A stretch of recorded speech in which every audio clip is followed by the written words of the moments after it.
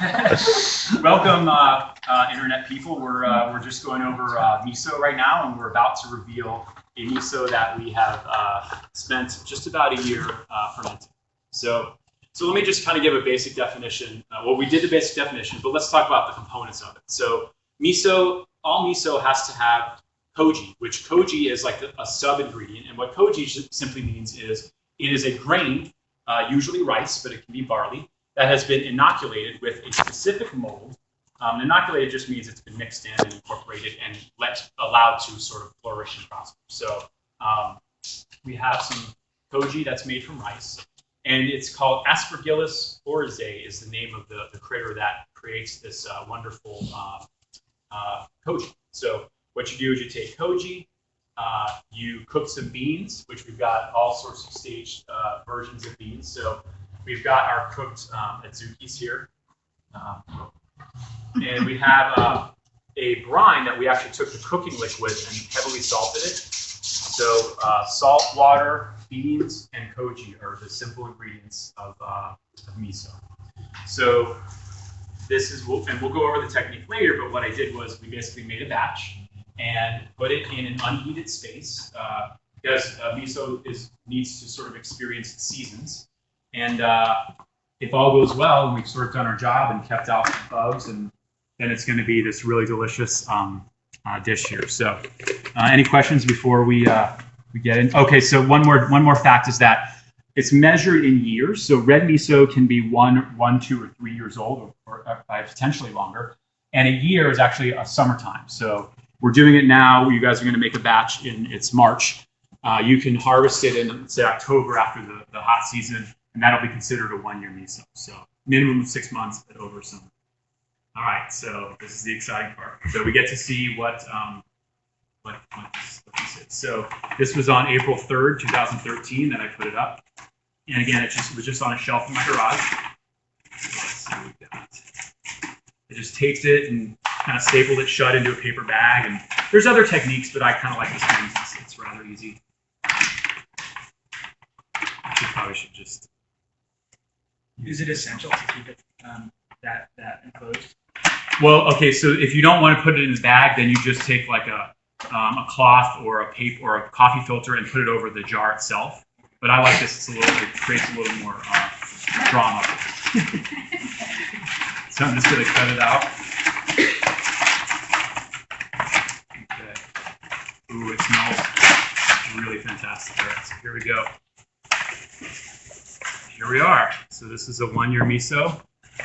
And this stuff on the top is called, has anyone heard of tamari? Tamari, it's like a gluten-free soy sauce. So this stuff is really not, you literally cannot buy this stuff anywhere. Like when I was reading in the book of Miso, the craftsmen would actually take this stuff off and they would use it for their home use. So that's what this is. It's just, it's basically really old school soy sauce, because, or in this case, adzuki sauce, but it has kind of the similar tones to it. So this looks pretty good. We don't have any like funky mold.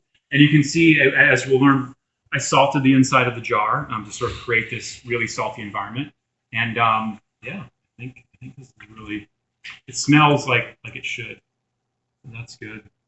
Any crazy bugs in here? No. Insects didn't find their way in. That's good. So what I'm going to do is I'm going to first harvest the tamari. So let's see. I think we probably could use like a strainer or something. Anybody have one of those? Over there to the right of the.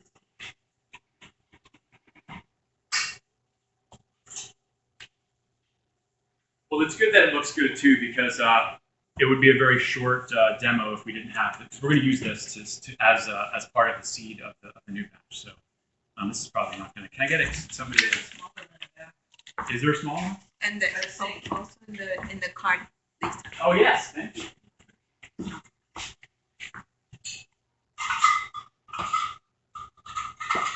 You still need somebody to. Yeah, if you don't mind, that would be. All right, so we're going to harvest the tamari. And there's a little lid in there as well.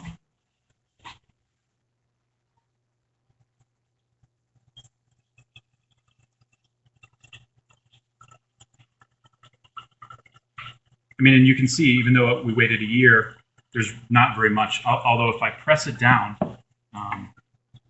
let me get a glove. I usually don't work with gloves, but I usually just, again, clean hands. But it's good to practice good hygiene. In case I had something funky. All right.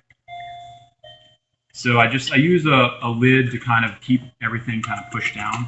But oh my, this is like really. Give it a taste.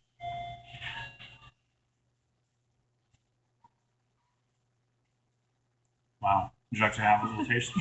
You're my helper. I mean, I won't lie, it's very salty. It's supposed to be. But yeah, what you think. And if I push it down, you can see there's a little more tamari that expresses. So there's probably a way to get this out. But anyway, you can kind of see it's just this delicious kind of.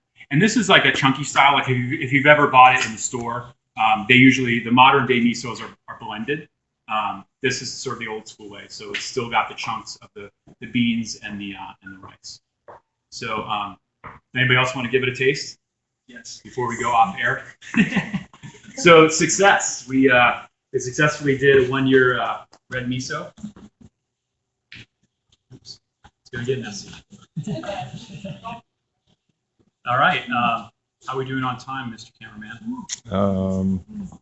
We've been at it for 7.5 minutes now. 7.5 minutes, okay. So very salty. It's interesting that it tastes just like the soybean miso. Right. It's almost more important to have the process, right, than the bean itself. Mm-hmm. So thank you for tuning in, all you people out there on the internet. And we successfully harvested some red miso. Thank you.